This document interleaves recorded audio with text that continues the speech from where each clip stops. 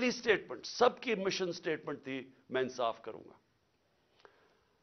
تو میرے پاکستانیوں، آج ہم ادھر کھڑے ہوئے ہیں کہ ایک طرف ایک طاقتور ٹولہ مافیاز جن کو عادت پڑی ہوئی ہے قانون کے اوپر رہنے کی، جب عدالتیں ان کی بات نہیں سنتی، ڈنڈوں سے سپریم کورٹ کے چیف جسٹس کو اٹیک کر کے بھگایا انہوں نے، پھر پیسے چلائے باقی ججز کے اوپر، بریف کیس چلے، کوئٹہ بینچ کو خریدا گیا، ٹیلی فون کر کر کے فیصلے لیے کہ جج صاحب اس کو فلانے کو اتنی قید کرنا۔ عادت پڑی ہوئی ہے ان کو کہ اپنے ججز اپنی جوڈیشری کو کنٹرول کرے، کوئی انصاف اس ملک میں نہ آنے دیں، کیونکہ جو طاقتور مجرم ہوتا ہے وہ ہمیشہ اپنے آپ کو قانون سے اوپر رکھنا چاہتا ہے۔ مارشل لاء لگتا تھا، قانون ختم، انصاف ختم۔ تو آج ہم ادھر کھڑے ہیں کہ اس وقت آئین کی پروٹیکشن کے لیے، اس کی حفاظت کے لیے ساری قوم اب اپنی عدلیہ کی طرف دیکھ رہی ہے، اور جو دوسری طرف ہے سارا جو ٹولہ جمع ہوا ہے سٹیٹس کو کا، مافیاز جنہوں نے اس ملک کو 30 سال سے چوری کر کے لوٹا، پیسہ باہر بھجوایا، اور ان کا ایک مقصد ہے کسی طرح وہ پیسہ بچ جائے، کوئی ایسی چیز نہ ہو جائے کہ ان کا پیسہ خطرے میں آ جائے جو اتنی محنت سے انہوں نے چوری کیا۔ پہلے جنرل مشرف نے NRO دیا ان کو، سارے جو دو پاکستان کا پیسہ تھا سرے مال کا، یہاں سے چوری ہو کے پیسہ گیا تھا، سرے مال خریدا، سوئٹزرلینڈ میں $60 ملین پڑے ہوئے تھے، ایک NRO دے کے ان کو معاف کر دیا۔ ادھر سے ہدایبہ پیپر مل 90 کی دہائی میں $1 ارب کی کرپشن منی لانڈرنگ کی ہوئی تھی شریف خاندان نے، اس کے اوپر اس کو روک دیا ڈیل کر کے۔ کوئی حکم، کوئی جنرل مشرف یا کسی جنرل کو اختیار ہی نہیں دیا ہوا، کوئی آئین اختیار نہیں دیتا کہ آپ قوم کا پیسہ، کرپشن قوم کا پیسہ ہوتا ہے، گھر میں چوری ہوتی ہے تو میرا پیسہ ہے میں معاف کر دوں، لیکن قوم کی چوری کا پیسہ کوئی معاف نہیں کر سکتا۔ لیکن یہاں ہوا، وہی صاحب اقتدار، وہی مافیاز قانون کے اوپر آ گئے، اور میرے سارے 3 سال لگے رہے کہ جی ہمیں NRO دو، جب وہ بلیک میل کریں کہ جی NRO دو، اور بدقسمتی سے ان کو NRO ملا، جنرل باجوہ نے ان کو NRO دیا، اور اب ان کو مشکل پڑی ہوئی ہے کہ کسی نہ کسی طرح اس NRO کو اب بچایا جائے، اور ان کو خطرہ صرف ایک آدمی سے ہے اور اس کی پارٹی سے، عمران خان اور تحریک انصاف سے۔ ساری کوششیں ہو رہی ہیں کہ کسی طرح عمران خان اقتدار میں نہ آ جائے، اور اگر وہ آ گیا تو ان کا NRO خطرے میں آ جائے گا۔ اپنی ذات کو بچانے کے لیے ملک کو تباہی کی طرف لے کے جا رہے ہیں، صرف اور صرف ذاتی مفادات کے لیے۔ یہ جو سارا ٹولہ کھڑا ہوا ہے اور ان کے پیچھے جو لوگ ہیں، وہ صرف ذات کے لیے اس ملک کو آج ادھر لا کے انہوں نے کھڑا کر دیا، اور وہ میں بتاؤں گا کہ ہم کھڑے کدھر ہیں آج۔ مجھے افسوس سے کہنا پڑتا ہے کہ ہمیں پتا تھا یہ ہونا ہے، یہ ساروں کو نظر آ رہا تھا کہ یہ آئیں گے، ان کا کوئی مقصد پاکستان کی بہتری نہیں ہے، نہیں تو 30 سال ان دونوں خاندانوں نے باریاں لی ہیں، پاکستان تو بنگلہ دیش کے بھی پیچھے چلا گیا، تو اب انہوں نے کیسے ٹھیک کرنا تھا؟ تو سب کو پتا تھا یہ کیوں آ رہے ہیں، اور ان کو اوپر جب مسلط کیا گیا، اور اس کے اوپر میں بعد میں آتا ہوں۔ تو میں آج پہلے تو اپنی عدلیہ کو اپنی قوم کی طرف سے خراج تحسین پیش کرتا ہوں کہ ہماری ساری امیدیں اب پاکستان کی عدلیہ سے، بدقسمتی سے ماضی میں ہماری جو عدلیہ کا رول رہا ہے، مجھے افسوس سے کہنا پڑتا ہے کہ وہ طاقتور کے ساتھ کھڑی ہو جاتی تھی، انہوں نے کمزور کا ساتھ نہیں دیا، انہوں نے ہمیشہ وہ جو نظریہ ضرورت، ڈاکٹرن آف نیسیسٹی، اس کے تحت انہوں نے بدقسمتی سے ہماری جمہوریت کو بھی نقصان پہنچایا، کہ جدھر رول آف لاء نہیں ہے، جدھر قانون کی حکمرانی نہیں ہے، وہاں جمہوریت نہیں ہے۔ کوئی یہ نہ سمجھے کہ جدھر جنگل کا قانون ہے وہاں جمہوریت آئے گی، ہو ہی نہیں سکتا۔ इलेक्शन तो सारी दुनिया में होते हैं, कौन से डिक्टेटर ने इलेक्शन करवाए, कौन सी डेवलपिंग दुनिया में इलेक्शंस नहीं हुए, लेकिन जमहूरियत नहीं है वहां, क्योंकि जमहूरियत तो आती तब है जब रूल ऑफ लॉ हो, और रूल ऑफ लॉ आने ही नहीं दिया यहां। मार्शल लॉ लगता था, वैसे ही डॉक्ट्रिन ऑफ नेसेसिटी, नजरिया जरूरत आ जाती थी। और नहीं तो जब ये दो जमातें आई हैं, इन्होंने अपने आप को कानून के ऊपर रखना था, तो इन्होंने भी अदलिया के निज़ाम को चेंज किया। जो डंडे मार के चीफ जस्टिस सजाद अली शाह को उसके अटैक किया सुप्रीम कोर्ट को, वो एक जमहूरी हुकूमत ने किया था, मार्शल लॉ ने नहीं किया। इनको इतना खौफ था आजाद अदलिया से, क्योंकि ये जब चोरी करते हैं तो ये देख ही नहीं सकते कि उस मुल्क की अदलिया आजाद हो जाए, क्योंकि चोरी पकड़ी जाएगी। और वही सजाद अली शाह कर रहे थे, जस्टिस सजाद अली शाह, और इन्होंने उसको अटैक करके हटाया गया, जजेस खरीदे, बगावत करवाई सुप्रीम कोर्ट में, सिर्फ अपनी चोरी बचाने के लिए। और आज भी हम वहां खड़े हैं कि ये पूरा हमारी अदलिया के ऊपर जोर लगा रहे हैं, हर किस्म का अब ये ब्लैकमेल करेंगे, हर किस्म की इनकी एक ही कोशिश होगी कि पाकिस्तान की अदलिया फिर इन ताकतवर का, इन चोरों का साथ दे, और उसके लिए ब्लैकमेल कर रहे हैं। और हर किस्म की, मैं अपनी कौम को कहना चाहता हूं, तैयारी करें आप। इन्होंने हर किस्म का प्रेशर डालना है अदलिया पे, जो इन्होंने माजी में किया, और इन्होंने हर किस्म की कोशिश करनी है कि पाकिस्तान का आइन जो वाज़ेह तरीके से कहता है कि 90 दिन के आगे इलेक्शन नहीं जा सकती, 90 दिन के बाद ये दो केयरटेकर गवर्नमेंट्स, इनके ऊपर वायलेशन होगी आइन की, इनके ऊपर ये बिल्कुल इनका जो 900 के एक दिन के बाद, 90 के एक दिन के बाद, 90 दिनों के बाद, एक दिन के बाद ये हुकूमतें गैर आईनी हो जाएंगी।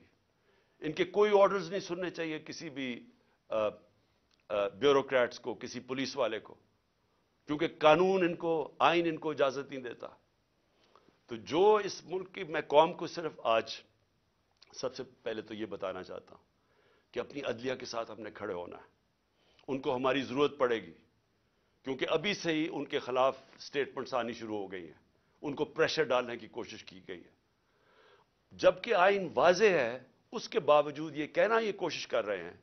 और ये जो दो माफिया फैमिलीज इस मुल्क के ऊपर मुसल्लत हुई हैं, ये सारा वक्त इनका ये नहीं कहती, इनको शर्म भी नहीं आती ये कहते हुए, ये असल में ये कहते हैं कि हम कानून से ऊपर है। नवाज शरीफ कहते हैं मेरे से बड़ा जुल्म हुआ है, मुझे निकाला गया। 1.5 साल इसके ऊपर तफ्तीश की गई सुप्रीम कोर्ट, उसके बाद JIT, उसके बाद साबित हुआ इसकी करप्शन का कि 4 लंदन में बड़े बड़े फ्लैट जो पैनमा के इंकशाफ में सामने आए थे, जो किसी हमने नहीं निकाले, इंटरनेशनली इनको अल्लाह की पकड़ थी, इनके फ्लैट सामने आ गए जो हमेशा कहते थे हमारे नहीं, मानने पड़े हमारे हैं, और अदालत में बता ही नहीं सके कि पैसा किधर से आया। तो उसके बाद जब अदालत ने इनके खिलाफ फैसला किया, तो ये नहीं कि अभी तक साबित नहीं कर सके कि किधर से मनी ट्रेल गई इस मुल्क से पैसा ये फ्लैट खरीदने को, एक डॉक्यूमेंट नहीं दे सके साबित करने के लिए। लेकिन वो कह ये रहे हैं कि जुर्रत कैसे पड़ गई किसी के हमारे ऊपर केस करने की, अदालतों को कैसे जुर्रत पड़ गई हमारे खिलाफ फैसला करने की, ये असल में ये कह रहे हैं। और अभी भी ये कोशिशें करेंगे, क्योंकि इलेक्शन से ये डरे हुए हैं, अवाम से डरते हैं। पहले कहते जी वोट को इज्जत दो, बड़ी कैंपेन की वोट को इज्जत को, हम जब पावर में थे इलेक्शंस करवाओ, 3.5 साल में सुनता रहा जी इलेक्शंस करवाओ, और अब इलेक्शन से भाग रहे हैं, क्योंकि ये तब इलेक्शंस करवाएंगे, सबसे पहले इमरान खान को डिस्क्वालीफाई करो, इमरान खान को जेल में डालो, ये नवाज शरीफ की शराइत है। इसको वो लेवल प्लेइंग फील्ड कहता है। खुद पकड़ा गया है अरबों रुपए के वहां प्रॉपर्टीज में बैठा हुआ है, साबित नहीं कर सकता, अदालतों से, जेल से बाहर भागा हुआ है, झूठ के ऊपर। ये शहबाज शरीफ ने जाली एफिडेविट दिया हुआ है लाहौर हाई कोर्ट को, कोई शर्म नहीं है इसकी। लेकिन इमरान खान को जेल में डालो, डिस्क्वालीफाई करो, तहरीक इंसाफ के लोगों को पकड़ धकड़ करो। शर्मनाक रोल है इस मुल्क की इलेक्शन कमीशन का। मैंने कभी इस तरह की बेशरम इलेक्शन कमीशन नहीं देखी। ہر فیصلہ کرتی ہے یہ نواز شریف سے حکم لے کے، ہر فیصلہ کرتی ہے ہینڈلر جو پیچھے کہتے ہیں. دو جو کیئر ٹیکر گورنمنٹس بنائی ہیں انہوں نے، ہم نے اتنے نام بھی ویسے دیے جو کہ غیر جانبدار تھے. انہوں نے جان کے ان لوگوں کو اوپر بٹھایا ہے جو یہ لاہور کا چیف منسٹر بنایا ہے، اس کو بالکل جو سب سے بڑا دشمن تھا تحریک انصاف کا اس کو اوپر بٹھا دیا. جیسے آفیسرز پوائنٹ کر رہے ہیں، جو یہ جو پولیس والوں کو رکھا گیا جنہوں نے ہمارے پہ تشدد کیا ان سب کو اوپر بٹھا دیا. تو ہمارے اوپر کیسز کرو، پارٹی کو توڑو. جب یہ سمجھیں گے کہ یہ بالکل گراؤنڈ تیار ہو گئی ہے ان کے لیے، تب یہ چاہتے ہیں الیکشن کرواؤ، اس لیے بھاگ رہے ہیں الیکشن سے. اور میں ویسے ان کو کہتا ہوں کہ جتنی بھی دیر آپ کر لیں رزلٹ وہی نکلنا ہے، جتنی دھاندلی کر لیں رزلٹ وہی نکلنا ہے. لیکن ملک تباہ ہو رہا ہے. ہماری ساری کوشش یہ تھی کہ الیکشنز ابھی اس لیے ہم کروانا چاہتے تھے کہ الیکشن ایک ہی طریقہ ہے اس دلدل میں جو ملک پھنسا دیا اسے نکلنے کا، اور تو دوسرا راستہ ہی کوئی نہیں ہے. تو ہم اپنے ملک کے لیے اپنی دو گورنمنٹس ڈیزالو کرتے ہیں اپنے ملک کی خاطر، کہ کسی طرح ہم جو یہ ادھر پہنچا دیا انہوں نے پاکستان کو، کہ اس ملک کی 75 سالہ تاریخ کے اندر کبھی ملک کے یہ حالات نہیں تھے جو آج ہیں. کسی سے پوچھیں یا چھوڑیں کہ میں عمران خان کیا کہہ رہا ہے، میں چاہتا ہوں کہ کسی اکانومسٹ سے پوچھ لیں، کوئی غیر جانبدار لوگ ایکسپرٹس ہوں پالیٹکس کے، اکنامکس کے، ان سے تو پوچھیں کہ کبھی پاکستان کے یہ حالات تھے. اور کوئی آگے روشنی بھی نہیں نظر آ رہی. جتنی دیر یہ بیٹھے رہیں گے یہ اور ہم ڈوبتے جا رہے ہیں. میرے پاس اعداد و شمار ہیں، میں یہ پھر سے اپنی قوم کو بتانا چاہتا ہوں کہ یہ جو حالات آج ہیں، کیسے اس ملک کا تنخواہ دار طبقہ اب گزارا کرے گا. اور ابھی شروعات ہیں، ابھی جو آئی ایم ایف کے ساتھ انہوں نے طے کیے کنڈیشنز، اس کے بعد جو اب لہر آنے لگی ہے مہنگائی کی، کیسے، میں تو ابھی بتاؤں گا جو آج حالات ہیں، ابھی مزید جو آگے ہوں گے وہ کیسے وہ برداشت کریں گے وہ لوگ. تو میں سب سے پہلے دوسری بات جو آج میں کرنا چاہتا تھا، ہمارے پرانے آرمی چیف، انہوں نے ایک صحافی کو ایک انٹرویو دیا اور اس نے پھر کالم بھی لکھی. اس میں اس نے 2-3 چیزیں ایسے کہیں، تو میں صرف ان کے اوپر بات کرنا چاہتا ہوں کہ اگر ہمارے ملک نے اب اس دلدل سے نکلنا ہے تو پاکستان کو ایسے ہمیں چلانا پڑے گا جو اب تک ہم نہیں چلا پا رہے. اور اس کے لیے سب سے پہلی چیز ہوگی رول آف لا. جب تک ہم سب کو قانون کے نیچے نہیں رکھتے، جب تک آئین کے دائرے میں رہ کے ادارے اور لوگ کام نہیں کرتے، اس سے اب ہم نہیں نکل سکتے. میں پھر سے کہہ رہا ہوں، ایک ہے نعمتوں کا راستہ، وہ بالکل مختلف ہے، ایک ہے تباہی کا راستہ، اس طرف ہم نکلے ہوئے ہیں. تو یہ جو آرمی چیف نے، ایکس آرمی چیف نے باتیں کی، سب سے پہلے تو مجھے حیرت ہوئی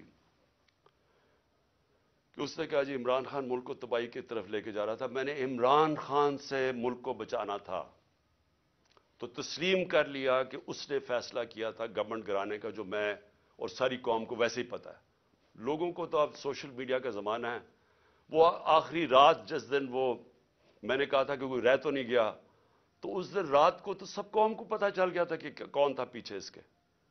وہ ارشد شریف شہید نے بڑی زبردست بات کی، وہ کون تھا، تو سب کو پتا تھا وہ کون تھا. لیکن یہ نہیں میں سوچ رہا تھا کہ وہ تسلیم ہی کر جائے گا کہ وہ میں تھا. اور اس نے کہا کہ بڑے برے حالات تھے پاکستان کے اور تباہی کی طرف جا رہا تھا.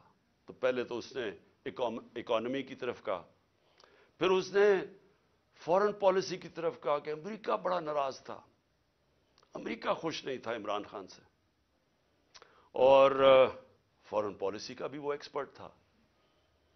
پھر اس نے سیاست کی بھی کوئی باتیں کی، بڑا لمبی بات چیت کی. پھر وہ شوکت ترین کے اوپر کہہ دیا کہ اس نے اکانومی تباہ کر دی.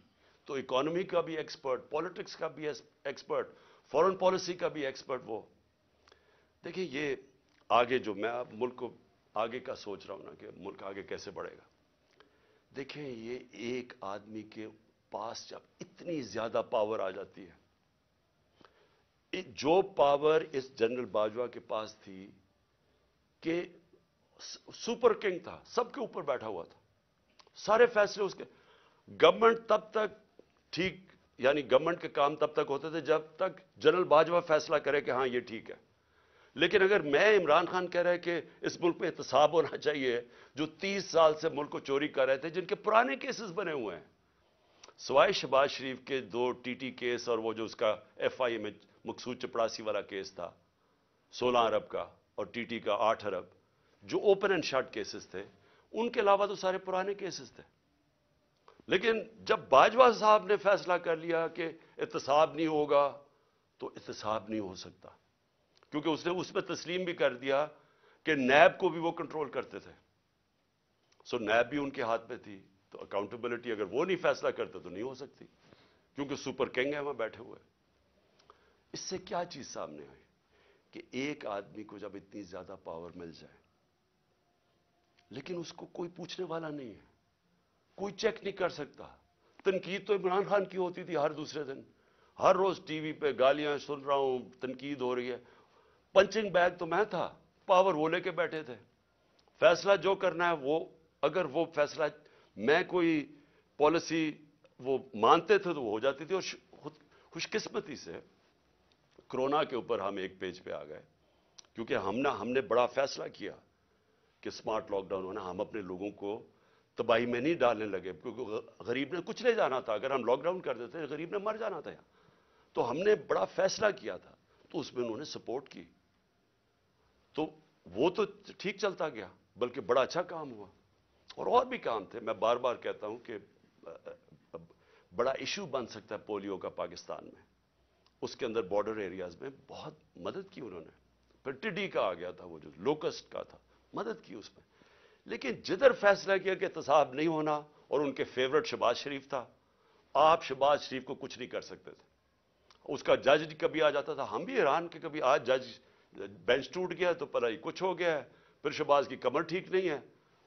اوپن اینڈ شٹ کیس ہم نہیں پکڑ سکے، اور اس کو فیصلہ کیا ہوا تھا کہ پرائم منسٹر بنانا ہے، اور فیصلہ کافی پہلے کا ہو گیا تھا. کہنے کا میرا مقصد یہ ہے کہ آج جدھر پاکستان کھڑا ہے، ذمہ دار تو وہ آدمی ہے جس نے یہ فیصلہ کیا کہ اب گورنمنٹ گرانی ہے، کہ عمران بڑا خطرناک ہے.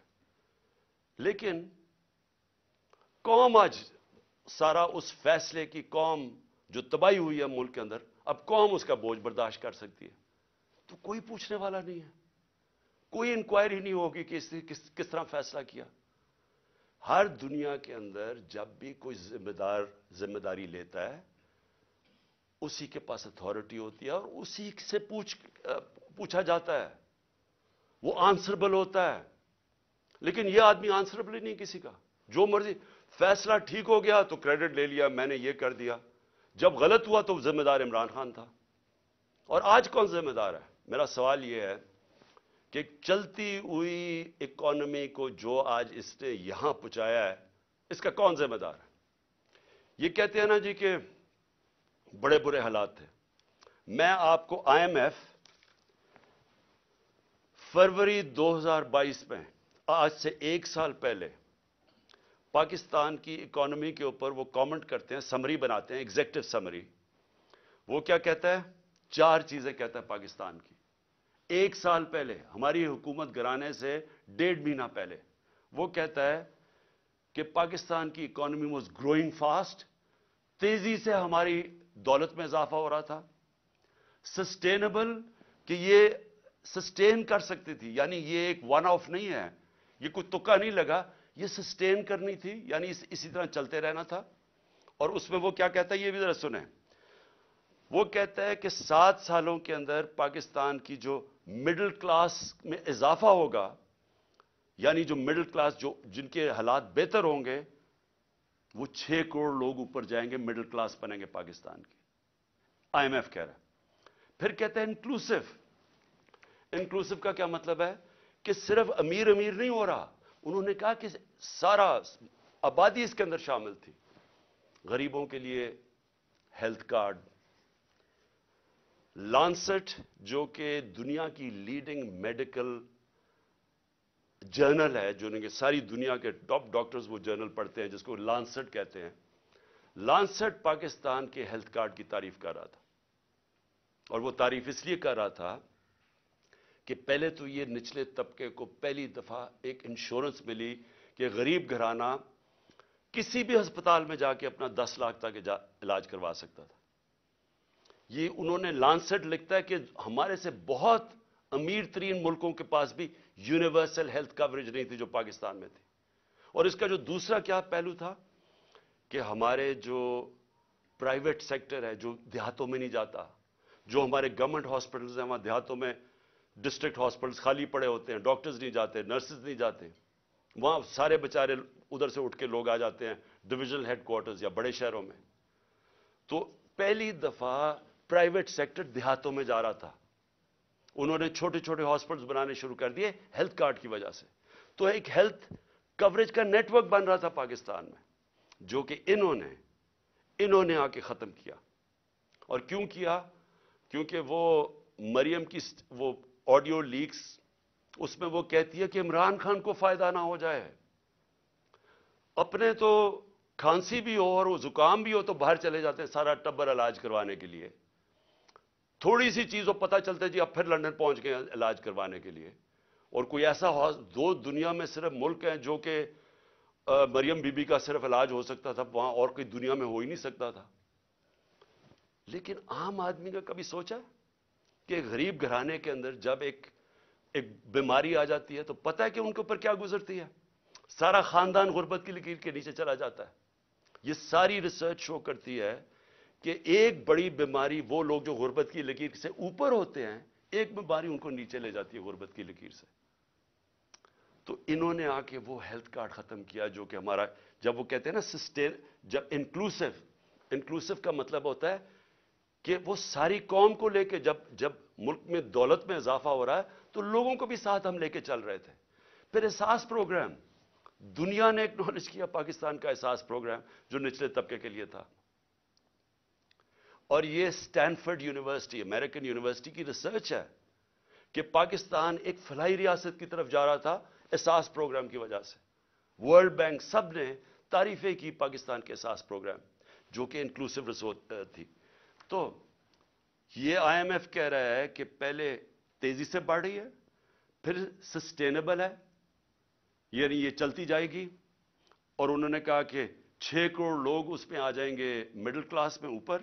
پھر وہ کہتا ہے انکلوسیو ہے کہ وہ صرف ہم نے امیروں کا نہیں سوچا, نیچے سے بھی اٹھا رہے ہیں, جس میں کامیاب پاکستان بھی تھا, کامیاب جوان تھا نوکریاں دینے کے, اور جاب ریچ کہ ہم روزگار پیدا کر رہے ہیں, یعنی ہم نوکریاں دے رہے تھے, امپلائمنٹ بڑھ رہی تھی پاکستان میں. فیصل آباد جیسی جگہ میں جدھر ہم جب 2018 میں آئے تھے تو لوگ اپنی فیکٹریاں بیچ کے ان کو ہاؤسنگ اسٹیٹ بنا رہے تھے, وہاں فیکٹریاں بند ہو رہی تھی. ہمارے دور میں 2022 کے اندر ٹیکسٹائل سیکٹر کہہ رہا تھا کہ ہمارے پاس مزدور کم پڑ گئے, ہمیں باہر سے مزدور لانے پڑتے. اور آج جا کے ذرا فیصل آباد میں پوچھیں کہ حالات کیا ہیں بے روزگاری کے. تو میں اب اس کے بعد صرف 2-3 اور چیزیں کہنا چاہتا ہوں, اور میں یہ اس لیے کہنا چاہتا ہوں کہ یہ ملک کو بچا رہے تھے. جنرل باجوہ عمران خان کو ملک سے بچا رہے تھے, تباہی سے بچا رہے تھے. تو یہ ذرا تباہی کا ذرا میں صرف قوم کے سامنے رکھنا چاہتا ہوں کہ 10 مہینے کے اندر کیا ہوا ہے پاکستان میں. جو اس ملک کے اندر مہنگائی ہوئی ہے, انفلیشن ہوئی ہے, اگر آپ کے ایک نچلے طبقے کے خاندان کے پاس اگر 30,000 روپے ان کی آمدنی تھی, اگر 30,000 آمدنی تھی پچھلے سال کی اپریل میں, آج اس کی خریدنے کی کیپیسٹی کہ وہ کتنی چیزیں خرید سکتا ہے وہ رہ گئی ہے 20,000. اور لوگوں کی آمدنی سے 10,000 30,000 میں 10,000 روپیہ غائب ہو گیا مہنگائی کی وجہ سے. اور وہ کیوں ہے میں ذرا پھر سے لوگوں کو بتانا چاہتا ہوں کہ وہ ملک کو جو بچایا جا رہا تھا عمران خان سے, وہ ذرا دیکھیں کہ بچا کے کیا کیا ملک کے ساتھ. اور ابھی آئی ایم ایف کی جو اگریمنٹ ہوئی ہے, یہ مہنگائی ابھی آنی ہے, مزید جو روپیہ گرا ہے اس کی اور مہنگائی آنی ہے. لیکن ابھی تک جو مہنگائی ہے میں صرف اپریل سے اب تک آپ کو بتا دوں. آٹا, بنیادی چیز جو ایک انسان استعمال کرتا ہے, عام آدمی, 1170 रुपया था 20 केजी आटा हमारे दौर पे, आज वो चला गया 2400 पे, दुगना हो गया। घी 470 रुपए का जो घी पर केजी था हमारे दौर पे, आज 550 पे चला गया केजी। लेकिन जो सुनने वाली चीज है वो है, हम इंपोर्ट करते हैं पाम ऑयल। पाम ऑयल की कीमत इंटरनेशनल मंडी के अंदर आधी हो गई है। उसका कोई फायदा पाकिस्तानियों को नहीं हुआ, क्योंकि यहां मजीद तकरीबन 100 रुपए और महंगा हो गया केजी पे। चिकन, मुर्गी जो हम इस्तेमाल करते हैं, 268 रुपए केजी था हमारे जमाने में, आज 415 पे पहुंच गया। जो चावल 104 केजी हमारे जमाने में था, 172 केजी पे पहुंच गया। प्याज, जो आम आदमी प्याज और रोटी खाने वाले लोग हैं, 62 रुपए किलो था प्याज, आज पहुंच गया 225 रुपए किलो। दूध, जो बच्चों के लिए बहुत जरूरी होता है, बच्चों की हड्डियों के लिए, 117 रुपए लीटर था, आज 153 रुपए लीटर पहुंच गया। जो आम आदमी इस्तेमाल करता है, क्योंकि गैस सिर्फ जो पहुंचाई जाती है घरों में, वो सिर्फ 27% घरों में गैस पहुंचाई जाती है पाइप के जरिए, बाकी लोग सिलेंडर इस्तेमाल करते हैं। तो जो हमारे जमाने में 2470 रुपए सिलेंडर था, 2470 रुपए का सिलेंडर, वो आज 3400 रुपए पे पहुंच गया, 3400 रुपए पे। बिजली 16 रुपए यूनिट हमारे दौर में था, आज 36 रुपए यूनिट पे पहुंच गई है। पेट्रोल 150 रुपए का था, आज 250 रुपए पे पहुंच गया। डीजल 145 रुपए का था, 263 रुपए पे पहुंच गया। डॉलर, और जिसकी वजह से बहुत जो महंगाई आ रही है, 178 रुपए डॉलर था हमारे दौर में, आज 270 पे पहुंच गया। और इसका अभी इफेक्ट आने वाला है। मैं इसलिए भी आज ये अपनी कौम से कहना चाहता हूं कि देखें, आगे जिस तरह मुल्क चलेगा, बंद कमरों में एक आदमी फैसला करेगा तो यही नतीजा होगा। उसके पास इतनी पावर है कि वो अक्ले कुल बन गया, हर चीज का वो हर फन मौला बन गया। फॉरेन पॉलिसी तो वो जानता है, इकोनॉमी वो समझता है, शौकत तरीन के ऊपर वो कमेंट कर सकता है कि जी वो शौकत तरीन ने ये किया तो वो किया। आपको पता क्या है इकोनॉमिक्स का? और आप बताएं ना कि अब ये जो इकोनॉमी पहुंची है, अब इसके कौन जिम्मेदार है? और फिर पॉलिटिकल सिचुएशन के ऊपर वो बात कर रहा है कि जी फलाने को चीफ मिनिस्टर हटा दो तो इसको लगा दो, जिसको लगा रहा है वो लैंड माफिया का हिस्सा है, उन्हें उसको लगा दो।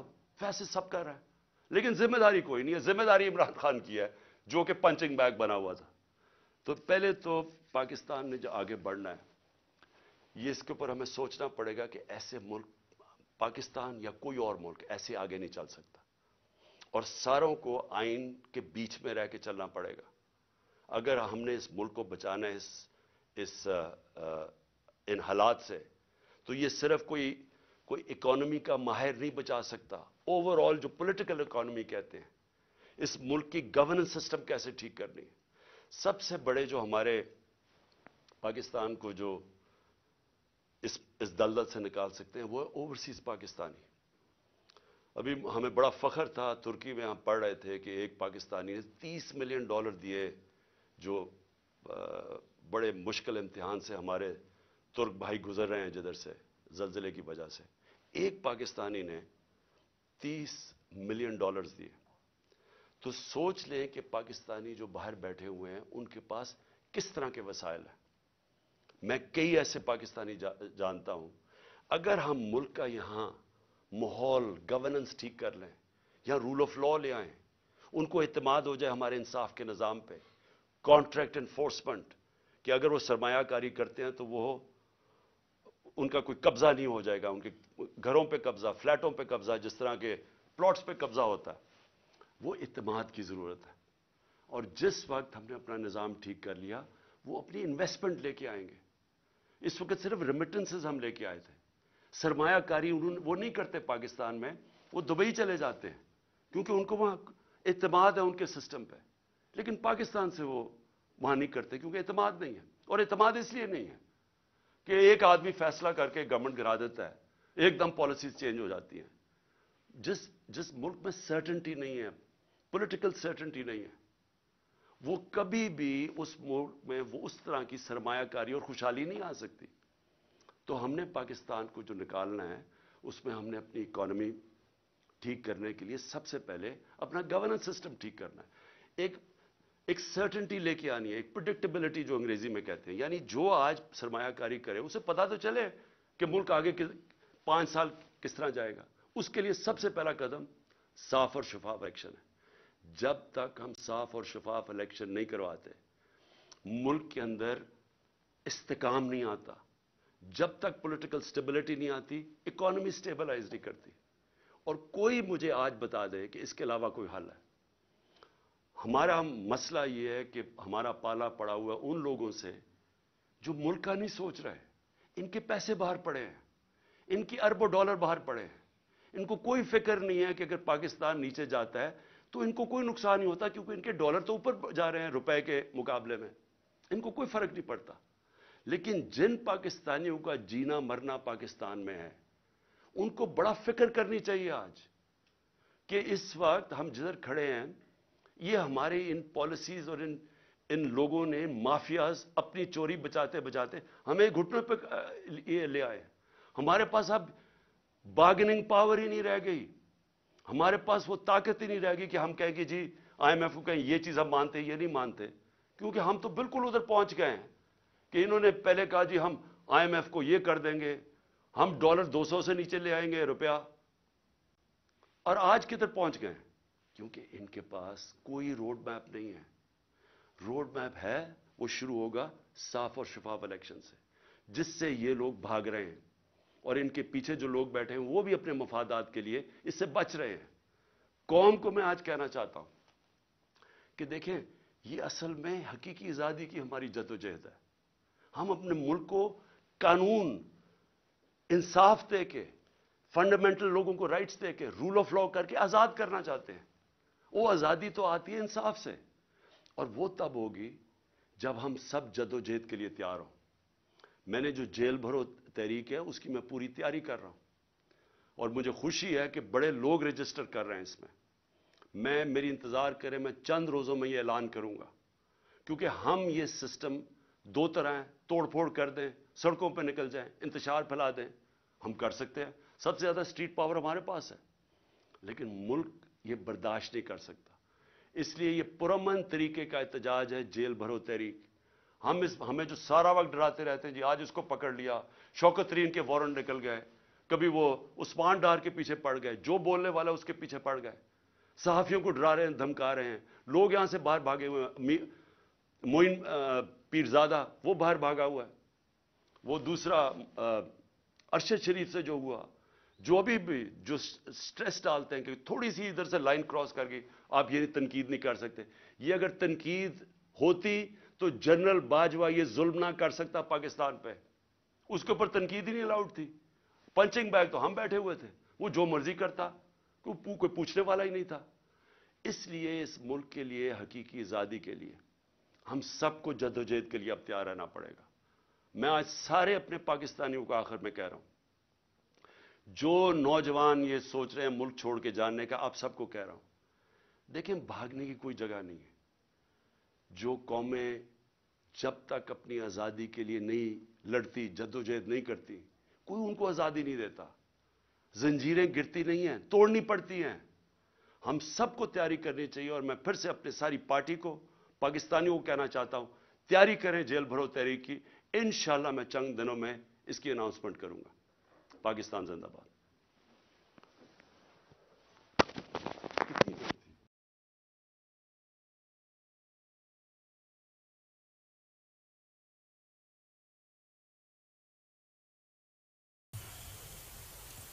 आप सबका यहाँ बहुत बहुत स्वागत।